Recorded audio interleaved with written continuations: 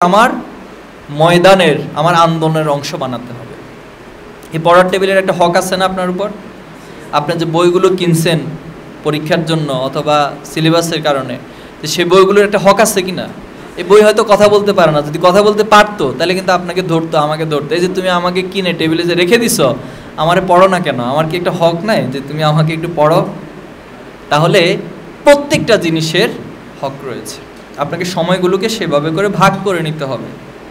ইসলামের সৌন্দর্যটা এইখানে। আল্লাহ রাসূলুল্লাহ সাল্লাম দেখেন তার সন্তান পরিবারকে যেমন সন্তুষ্ট রেখেছিলেন, তিনি সাহাবা আজমাইনদেরকেও সন্তুষ্ট রেখেছেন। তিনি দাওয়াতি কাজেও সবার চেয়ে অগ্রগামী ছিলেন, জিহাদের ময়দানে সবার চেয়ে অগ্রগামী ছিলেন। এরপরে তিনি সমাজের মানুষের কাছে, আত্মীয় স্বজনের মানুষের কাছেও তিনি সবচেয়ে সেরা মানুষ ছিলেন।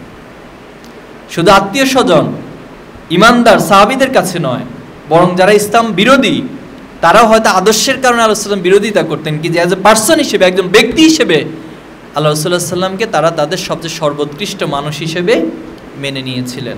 আল্লাহ রাসূলুল্লাহ ওহী প্রাপ্ত হন নাই, তখনও তো তাকে আলামিন হিসেবে স্বীকৃতি দিয়েছিলেন। যখন ওহী প্রাপ্ত হয়েছেন তখনও আলামিন হিসেবে স্বীকৃতি দিয়েছেন, কিন্তু শুধুমাত্র তাদের রসম রেওয়াজ অথবা তাদের জাহিলিয়াতকে আঁকড়ে ধরে থাকার কারণে তারা আল্লাহ রাসূলুল্লাহ সাল্লাম দিনকে গ্রহণ করেন নাই, দিনের বিরোধিতা করেছে। এজন্য আমাদেরকেও সবার কাছে সবচেয়ে ভালো মানুষ, সবচেয়ে সেরা মানুষ হিসেবে তৈরি করতে হবে। পারা যাবে ইনশাআল্লাহ? আমাদের লাইফস্টাইল কার লাইফস্টাইলের মতো হবে? কার মতো? রাসূলুল্লাহ সাল্লামের লাইফস্টাইল কেমন ছিল? আচ্ছা, রাসূলুল্লাহ সাল্লামের 24 ঘন্টা নামে একটা সিরাত বই আছে, এটা দেখেছেন কে কে? কেউ দেখেন নাই? আহা, এই বইটা একটু পড়বেন কেমন? তো সিরাত থেকে পড়ে আল্লাহ রাসূলের লাইফস্টাইলটা কেমন ছিল এটা বোঝার চেষ্টা। 2022 সালের আমাদের 3 পাতা ক্যালেন্ডার কারো সংরক্ষণে আছে? কার কার আছে? কি বিষয় আছে? বিষয়টা কি? হ্যাঁ, আচ্ছা, আর কি? উসওয়াতুল হাসানা তো একটা পার্ট, কিন্তু ওই ক্যালেন্ডারের মোট টোটাল থিমের নাম হলো রাসূলুল্লাহ সাল্লাল্লাহু আলাইহি সাল্লামের ব্যবহারিক জীবন। এই ক্যালেন্ডারটা একটু পড়ে নেবেন, ভালো করে পড়বেন, ঠিক সেভাবে করে আমার ব্যবহারিক জীবনটা, লাইফস্টাইলটাকে গড়ে তুলতে হবে। রাসূলুল্লাহ সাল্লাম কি রাতে কয়টায় ঘুমাতেন? এশারের পর। কখন ঘুমাতেন? তার মানে আগে আগে ঘুমাতেন। উঠতেন কখন? একটু লেট করে। উঠতেন কখন? আগে আগে। তাই জন্য আমাদেরকেও আল্লাহ রাসূলুল্লাহ সাল্লাম এই লাইফস্টাইল ফলো করে আগে আগে ঘুমাতে হবে, আবার রাতের 1/3 আগেই উঠে যেতে হবে। উঠে গিয়ে কি করবেন? ফেসবুক চালাবেন। রাতের গভীরে ফেসবুক চালাতে তো একটু ভালোই ফিল হয়, কোনো শুনশান নীরবতা। কি করবেন তখন? কিয়ামুল লাইল করবেন, আল্লাহর কাছে দাঁড়িয়ে যাবেন।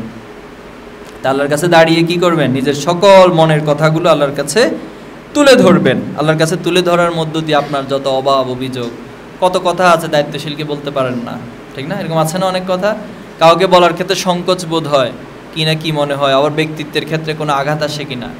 অথবা এমন হচ্ছে যে অনেক কথা অনেককে বলেছেন, সমস্যার কথা বলেছেন, পিতামাতাকে বলেছেন, পরিবারকে বলেছেন, দায়িত্বশীলকে বলেছেন, কেউ সমাধানও দিতে পারতেছে না। তো সব কিছুর সমাধান কার কাছে আছে?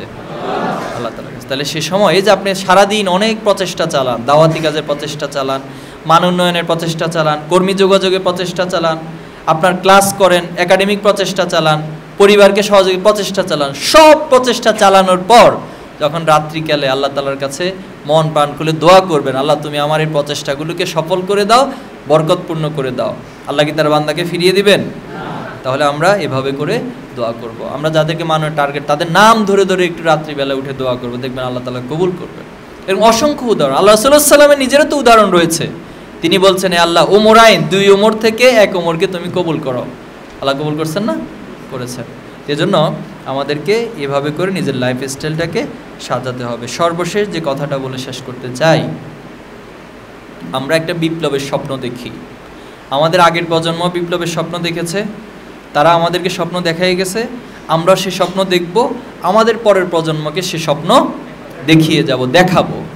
তো শহীদ মীর কাসেম আলী বলেছেন, আমরা যে বিজয়ের স্বপ্নের পতাকা হাতে নিয়েছি, এটি আমি আমার সন্তান, সে তার সন্তান, এভাবে করে প্রত্যেকে তার পরবর্তী জেনারেশন হাতে তুলে দেবে। কোন এক প্রজন্মের হাত ধরে এই স্বপ্নের পতাকা, এই কালেমার পতাকা, এই বিজয়ের পতাকা, এই দিনের ইকামতের দিনের পতাকা আলটিমেটলি বাংলাদেশের বুকে স্থাপিত হবে ইনশাআল্লাহ। তাহলে সেই স্বপ্ন দেখতে হলে এখন যে কি করবেন? ঘুমাবেন? কি করবেন? কষ্ট করতে হবে। সময় অপচয়, দুইটা পরামর্শ দিয়ে শেষ করে দিচ্ছি। সময় অপচয় করবেন না। কি করবেন না? সময় অপচয় করবেন না। হয়তো ঘুমান, শরীর স্বাস্থ্য খারাপ হলে ঘুমায় কাজে লাগান। হয়তো আপনি পড়েন, হয়তো আপনি কোনো কিছু মুখস্থ করেন, হয়তো কারো না কারোর পাশে দাঁড়ান, সহযোগিতা করেন। অর্থাৎ সময় যেন অপচয় না হয়।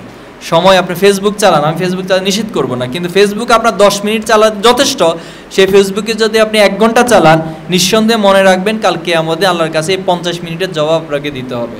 এবং ইসলামী আন্দোলনের জন্য আপনার নিজের জন্য যে ক্ষতি করতেছেন, এই ক্ষতির সম্মুখীন হয়ে আল্লাহ তাআলার কাছে কিন্তু আপনাকে জবাবদিহি করতে হবে। যেন সময় অপচয় করা যাবে না। যেটা যতটুকু প্রয়োজন ঠিক ততটুকু সময়ের মধ্যে এটা শেষ করবেন। আরেকটা কাজ করতে হবে, পরিশ্রম করতে হবে, কঠিন পরিশ্রম।